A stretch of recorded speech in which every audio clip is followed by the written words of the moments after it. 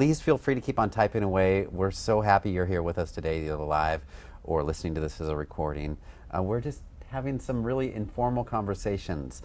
We are online education here at the Academy of Art University, and we want to make sure that you know that we're real people and we're listening to you and working hard to provide everything that you deserve. So I'm Jason Shaeffer, Vice President of Online Education at the Academy, and I'm very happy to be joined by the incredible Martha Breen, our Director of Creative Development. So what that distills down to is everything that you love about the online system, you can give some credit to Martha. Anything that you don't like is my fault. That's right. And that's how this works out. And we just wanted to have a talk today with Martha because you've been here for quite a while. You are an artist by trade and education, a designer by both, and you've been working in arts education for a long time. It's true. I started out here as a designer building classes and sort of slowly migrated into my current position. I'm sort of the lead interface user experience person here. So a lot of what I do is direct you use directly in your classrooms, the online classrooms. And yeah, anything you don't like, it's Jason's That's my problem. fault, yeah. Yes. So let's talk a little bit about your background, because you're an illustrator before you came to the Academy, right? Yeah, I was a technical illustrator for over a dozen years. I did scientific illustration, anthropology, archaeology. That was my main thing, a lot of museum illustration. I have a background in printmaking. Yeah, I'm a product of studio culture. And then you moved from studio culture and traditional illustration to design and digital. As the new tools became available, I adopted to them. And yeah, I went electronic. And was that, when did you start doing code? I mean, when did you move from visual to actual design and building widgets? Yeah, it was early 90s when desktop computers first became available. And the tools started, the original tools were really primitive. And as they got better, what was really interesting was the ability to combine logic with the visuals. So I still love traditional media for drawing, but then to take those visuals and power them with data, that was really exciting to me. Mm-hmm. And I remember my first copy of Photoshop. It was before it even had layers. Okay. It's It's just one layer. You had one layer. You could do a couple of undos. You could do a few redos. Had a handful of Wait tools for a long and time every time Oh, you did. yeah. Yeah. Yeah, I did a lot of yoga. I would get up and do yoga poses, watching thermometers while things rendered. Yeah, it was a pretty sad situation, and not terribly interesting. But once I saw a copy, a really early version of FileMaker Pro, that was fascinating, because suddenly you could take databases and you could take those numbers and create meaning with them. So you're illustrating with logic, and then pulling that back with visuals. Now that was incredibly powerful and exciting to me, and that's what drove me to jump into multimedia and get excited. And we talk a lot here about not wedding yourself to a specific tool, that the underlying advice. Concepts are carried through, but the Flash came and went. These tools come and go. So did you find that true in your experience from going from illustration to design to then developing logic? And the cool thing about Flash, and I became a Flash developer out of that experience, was that you could take visuals and then power it with code.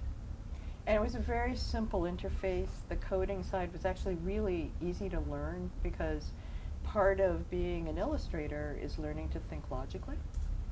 So I found the jump into code extremely simple, and then using that to render was very, very interesting. And Flash, what made it powerful was it had this very simple interface that allowed a lot of artists to migrate.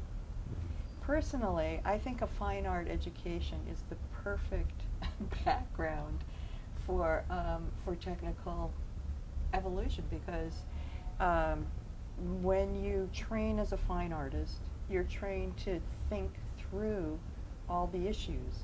So you're asking art questions about everything. You're running down all the details, and you're thinking through the logic of what each one of your decisions mean. And quite honestly, fine artists do not care what they have to learn to bring an idea across the finish line. If they have to go out and learn how to make fireworks because this particular piece that they've envisioned needs to have fireworks in it, they'll go out and do it. It's just, and it's part of the training. It's a kind of fearlessness where you realize that this is what this solution is going to be.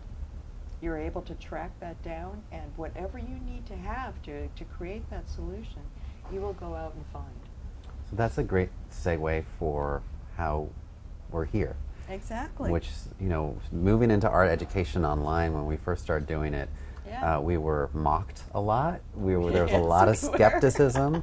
There was, and there was a big, how in the world are you going to teach? Web new media is difficult in itself, but how are you going to teach sculpture? How are you going to teach painting? How are you going to teach everything that you all are studying? So what were the first real big challenges? And then we can start talking about what we're doing today and how we're trying to approach these problems now. Oh, there were so many of them, and that was what was so cool about the first decade that we worked on this project. Jason and I go way back. And it was every day we came into work, and there was some problem, some crazy problem had come up that nobody had ever thought of ever before, just because of trying to get this amazing medium to work for our situation. It's the biggest public space ever created, so how do you carve out spaces that allow people to mentor each other, to talk to each other, to support each other, and to learn from each other? How do you create a space that allows you to do that without the element of time? So we weren't as scared about collapsing space, but collapsing time, that was a big deal. And some of the things that popped out was like, how do you teach life drawing? How do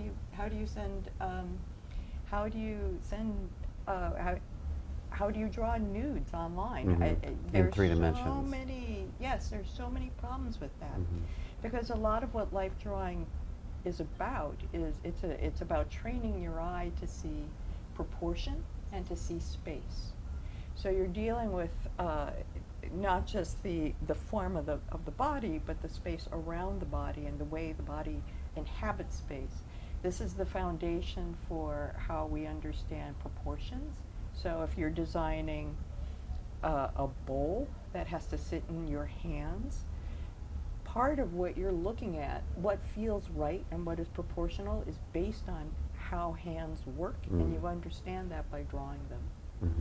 And if you're designing suits or clothing, understanding the 3 dimensions of the body comes from drawing bodies. If you're designing a room, if you're designing a building, all of that is based on how bodies sit and move and live in space. And it's 3 dimensions. It's very detailed stuff. So how are we gonna how are we gonna solve that? I was just going to say, as we're talking about this, I love seeing everybody chatting away in the chat pod, and let us know what it is that you struggle with online. Where are the points that the translation of the physical experience, being a remote online student, that you're still figuring out how to navigate, that you have suggestions for how to improve, because that's what we're still trying to figure out. Yes. Right? Right. We moved from this time where, oh my God, I can see video online, and it's the frame rate solid and the colors are good. That was really exciting, and we've gotten over all of these kind of foundational issues, and now we're trying to move towards the more specific to the discipline and nuanced ways of supporting you, and ways of creating a classroom that's constantly engaging and really in the end becomes transparent. You don't even think about the fact that you're online is where we want to go, is that you just have this environment and this tool that allows you to learn and to communicate and to evolve and to stay engaged. Actually, color was one of our original issues, because the monitors were unevolved, and they really couldn't support like the full scale. And then, translating it across multiple platforms. So what does it mean to teach color theory when your greens are shifting? Because, Joe's on a PC and Emily's on a Mac. How do you bring those together and make that so you're seeing at least something similar? Yeah. And how you develop things like line quality and drawing, and there's just a whole host of issues that we ended up dealing with. Yeah. I just saw a comment from Jennifer who said one of my struggles in the past was code in the module not matching the code that was in the video. This is I can't use any word other than this is a kind of a stupid, frustrating problem, and I'm sorry that you ever had to experience that. One of the reasons that we placed a feedback box in every single page and every single time you're in the LMS now. So you can constantly tell us if you come across anything like that, because we want to fix any issues like that. Yeah. We really want to be working on these bigger problems than the code isn't matching what's in the video. Sometimes because of the scale and the number of classes, and the speed at which software platforms change, especially any Adobe product, we can roll out a brand new class and it needs to be updated instantly because then a new product release comes along. So that's when we come into some of these code problems sometimes, and some shortcut problems, and some these very, very fundamental things. But I really encourage you, if you ever encounter anything, use that feedback form so we can update it immediately.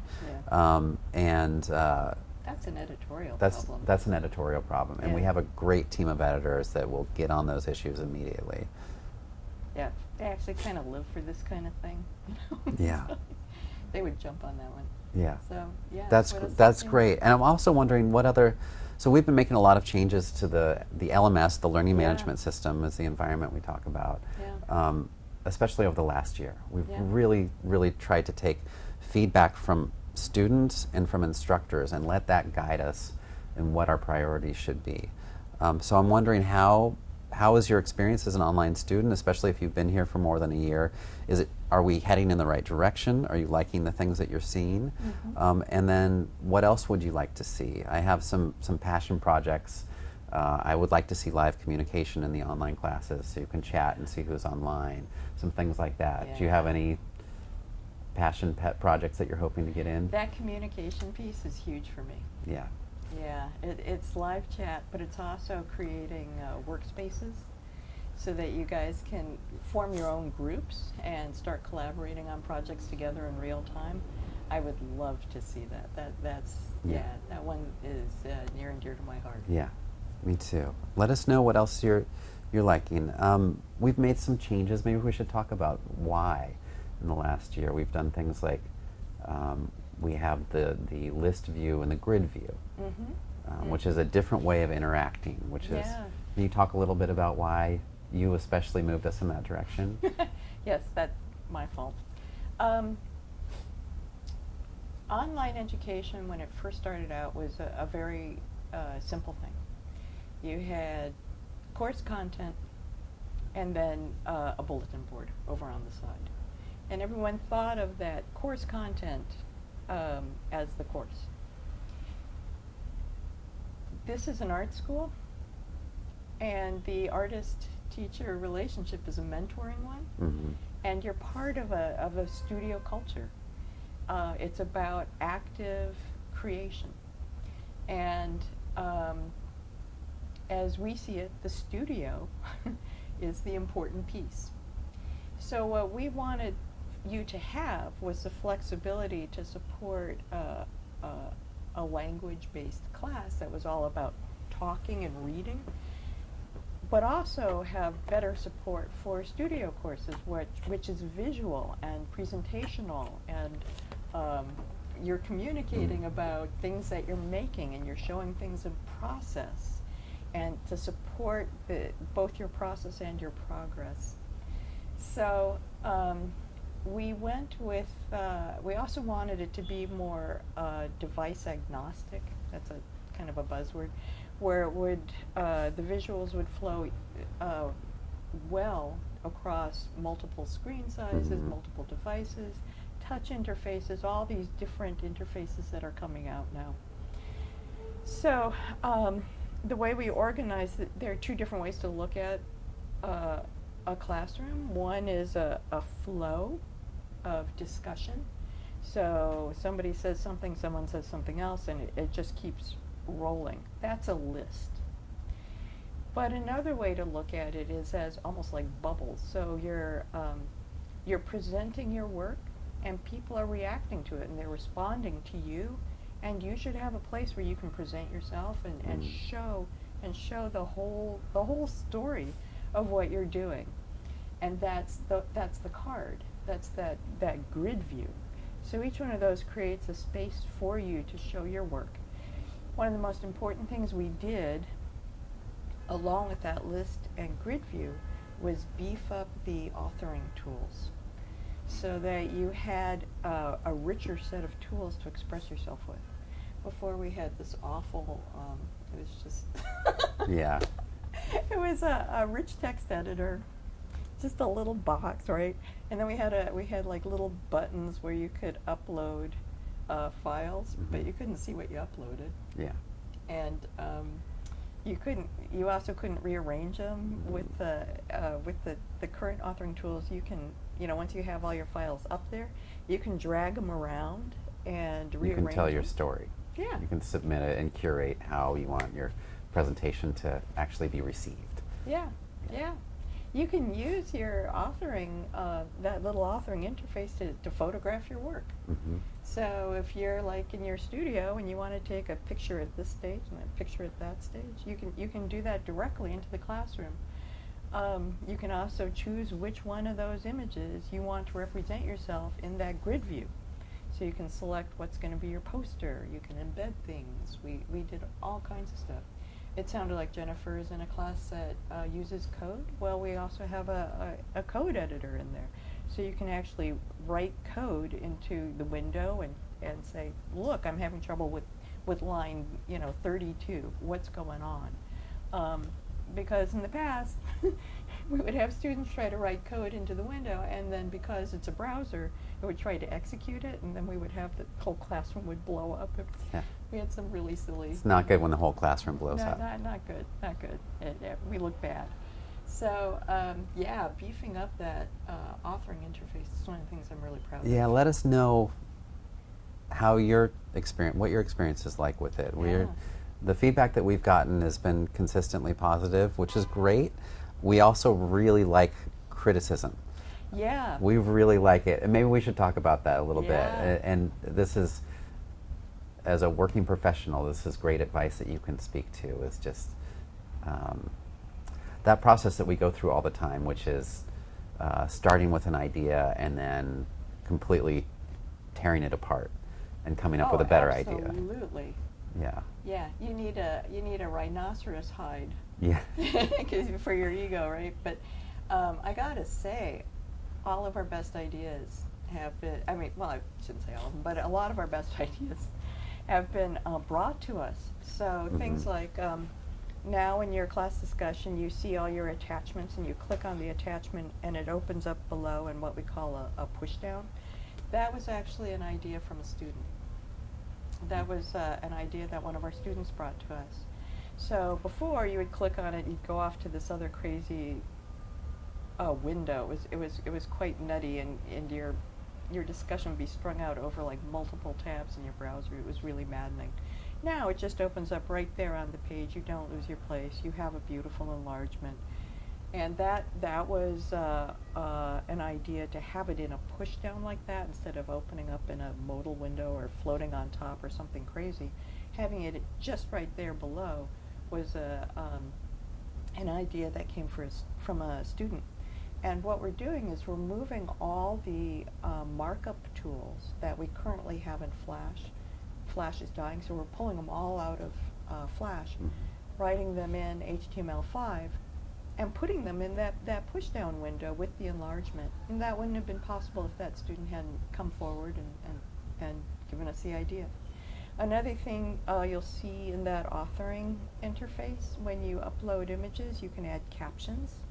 That was, that idea came from a couple people came to us with that one. There were a couple students who suggested that, and one of our instructors also came forward with that suggestion. Mm. And I think it's really powerful. Mm-hmm. Multiple students came forward and asked to be able to tag each other Mm-hmm. in when they're writing posts. They Mhm. wanted to be able to tag each other and have that tag send a notification.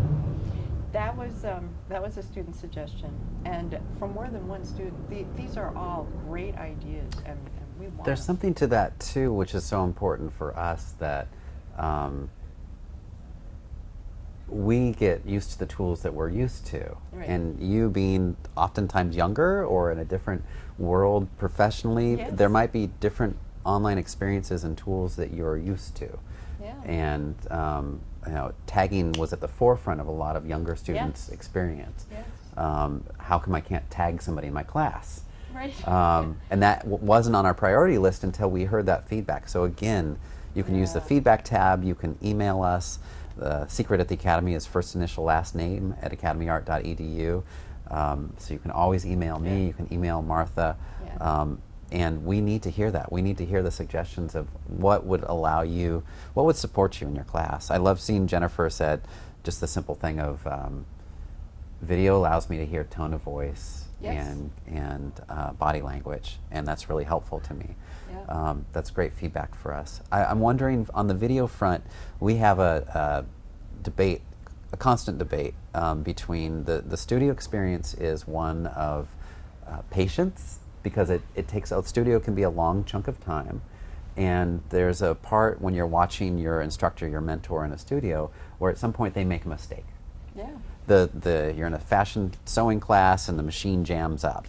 You're in a graphic design class, you're working with some sort of physical medium, and it blows up. Something happens, and at that moment you get to watch the instructor figure out how to navigate the life, the things that happen in life. Yeah, recovery. Yeah, recovery. And we're in our online videos, we work really hard to structure them, because we want to make sure that the process is clear, that we're respectful of your time, and that we're really structured and intentional about it. So there's this push and pull between shorter videos that are really well structured and engaging versus longer videos which are more like a long conversation like we're having right now. So I would love to hear your feedback if you're joining us live, or if you want to follow up with us if you're watching the recording. What do you like? What do you like, and when do you like it? Do you like in some demonstrations to be super tight? All demonstrations to be super tight? We start working with our architecture students. They're used to 4, 6, 8, 12-hour conversations that just, they really want these long conversations. So I'd love your input on that. And there's Jamie says she loves the tag feature. Oh, thank you, Jamie. And we have a question from Kelly. What are Someone wants to label a screenshot of their classmate's work and write a note. She does this a slow way by taking a screenshot and using Photoshop, but Gyazo has that integrated. So, can you repeat what you just heard? It was Um, off mic. She, Sue Ann? Yeah. Hi, Sue Ann. Sue Ann wants to be able to mark up screenshots. Great. Did I get that right? Yeah. Okay. Yeah. That's really an interesting Mhm. question, and it has multiple pieces to it, things that we've debated, and we're really not sure what side to come down on. I think we're working on this new markup tool, and the question is who is it available to? Is it available Mhm. only to the instructor? Is it available to all the students Mhm. in the room? Mhm. Who gets to work on this? Who gets to draw on each other's work? It's a really interesting question. There's a great little tool out there that might make this easier for you, called Jing. Jing. It's free. It's from TechSmith. You can download it, and what it lets you do is do a quick screenshot, and it gives you just a really nice targeted set of annotation tools so that you can do it really, really fast. It would allow you to save a ping to your to your computer, and then you could upload that really quick. So that might be a nice stopgap for now while we continue this debate. Yeah, and Sue Ann says I know it's a big ask. It's not a big ask at all, but No, it's a great ask. it's a great ask, and Yeah. don't hesitate to make big asks. That's what we're here Yeah. for. That's what we're here for. We're here to support you. Yeah. So don't hesitate. If you need a hot air balloon to make your class work, then let us know, and we'll figure out if we Yeah, can but make. you have to give me a ride in it. Yeah, yeah, we want to play with it. Right, if you get a good toy, we might. Maybe we should talk a little bit about up and coming features. Do we have anything on the near horizon that we're You're asking excited me, about? honey. Yeah. I can name one that I'm happy about. That's just the homepage. Oh yeah, we feel that's like really exciting. the homepage hasn't changed in a long time, and a homepage should be fresh and dynamic. Yeah. It should be new almost every time you go to it. There should be a reason why you go to it, and we have so much incredible work being produced by our students. It's Yeah. so moving. It's so moving to see first semester student work, and then where you see that same student the next semester it's incredible. And we want to share more of that, and we want to share more conversations with working professionals, Yes. and we want to share more live events, and so we're working very diligently on the homepage and how to get more of that content to you, and get you the things that you Also, need what all the time. content is. I mean, this is cool. One of the things that we noticed about online education is we had courses, but we didn't have a campus. Mm. So when we started you'll notice that the portal page that you land on hasn't changed a bit. But when you go to your user home, you've noticed that we've rearranged it. That's the first step. We were trying to get some of the real estate under control, because we're going to, at the top, drop in a carousel. You'll be seeing it relatively soon. I think, yeah. To have in it special features. So these are going to be video and live events. So live streaming events like the fashion show for the spring show, commencement addresses, maybe sports events, women's soccer, yay, things like that, as well as announcements and special events and things like that. E-gaming tournaments. E-gaming tournaments. Yeah. Yeah, how cool is that? Yeah. And then we also want to add to that what we're calling the digital hallway, which is a gallery of what's going on in your classes. These are not necessarily pieces that would go into the spring show, but these are pieces that the department directors and your course instructors think are really interesting experiments or really worthwhile or something particularly beautiful. And we'd love to have a gallery of that organized for you by department, so that you can see what you all are doing. And you're not, you can step outside of your classroom and peek into all the other studios and see what's available to you. We'd love to get that going. We're also working on a grade book. Yeah. We've never had an integrated grade book that would allow you to see your progress in real time.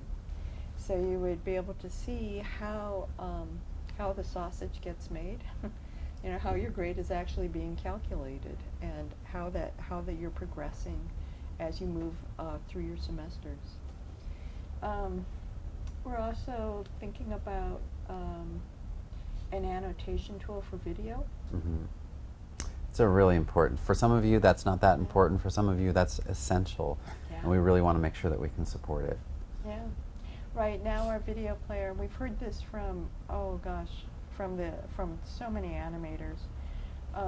Right now, our video player is a very simple affair. You turn the video on, it plays. You turn it off, it stops. Yeah. Really exciting a few years ago. Yeah. We can do better now. We know we can do better. Yeah.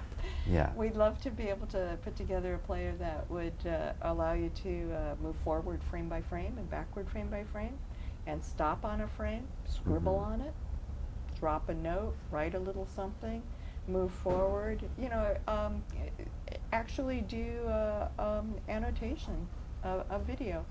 instead of just relegating that to flat stuff. So those are some of the things we have in the pipeline. We have big dreams. Yeah, Sue Ann, great question. Just said, is the online portfolio part of your purview?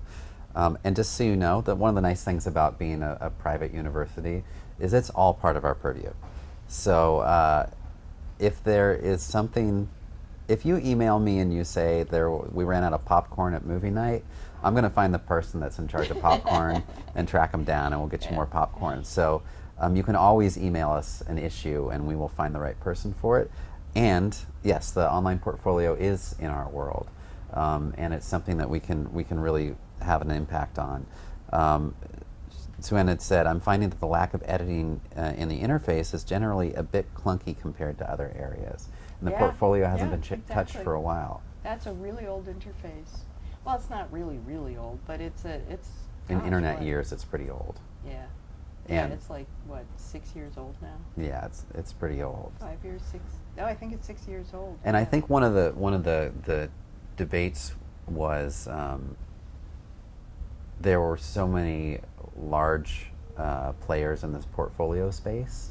That right, and that that was not a fun.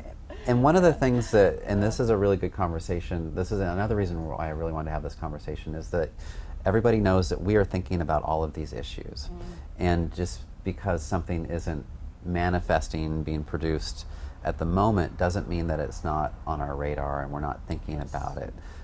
What has to happen, though, is there's a prioritization. So we know that we want to do live interactions in classes, but we know first thing is we've got to get our arms around conversations and and support for mobile devices and the card versus list view.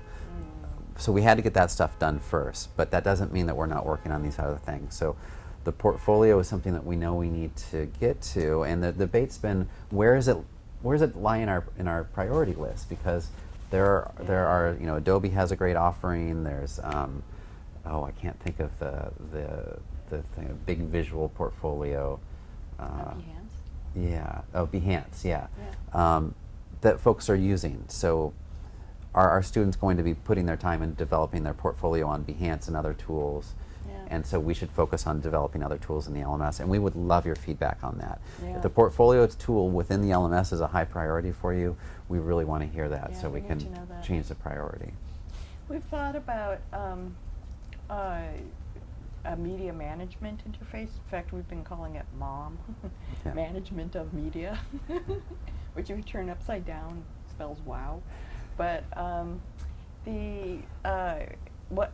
one of the things that, you were asking me about, like, big pipe dreams, big asks, that one of my big pipe dreams would be to have I don't have a name for it yet, but basically a My Stuff box for every person, so that everything that you upload, you have a space and an interface where you can manage it and publish from.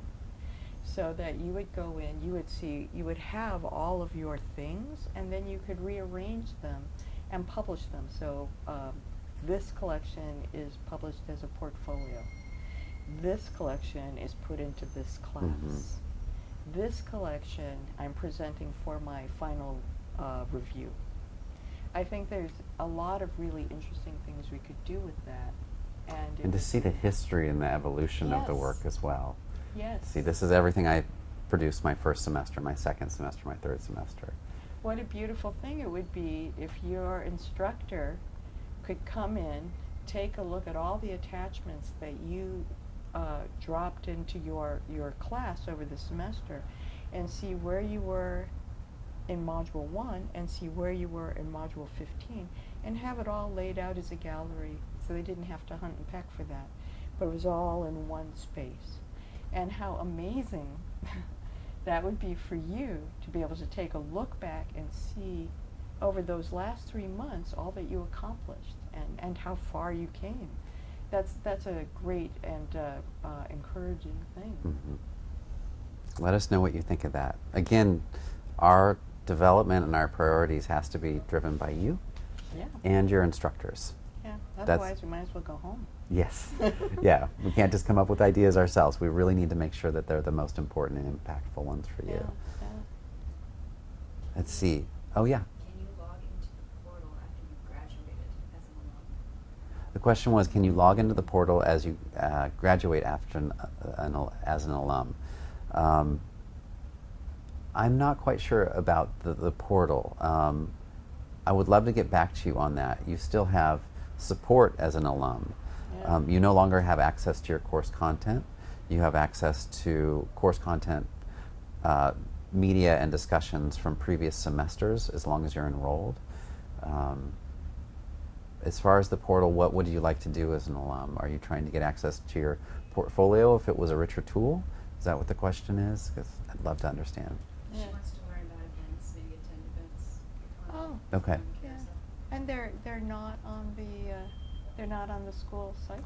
The school site is more for prospective students at this Oh. time. Oh, that's interesting. So it's a really good question. Thank you. And it's Yeah. something that is now officially on our radar because we haven't, Martha and I at least, haven't been looking at the alumni support piece of the site, but it needs to be. That's really interesting. Yeah, it 'Cause, is. The carousel that we're working on now.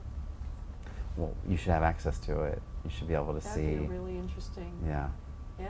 Especially what we see is a lot of the jobs that students get once they graduate are because of the people that they knew from the academy. So Contact once with the you're big- in a job where you're hiring people, if you can come back and see what live events and current student work is, that would be really valuable. Yeah, we should think about that. Yeah. You know, Thank you. maybe That's a yeah, maybe an alumni version of the homepage. Mm-hmm. Bam. Bam. All right. Thank you. I love that idea. Yeah. Let us know if you have any other questions. I see we're getting towards the end of the hour. I know we started a little bit late, but we want to be respectful of everybody's time. I'm looking through the chat here.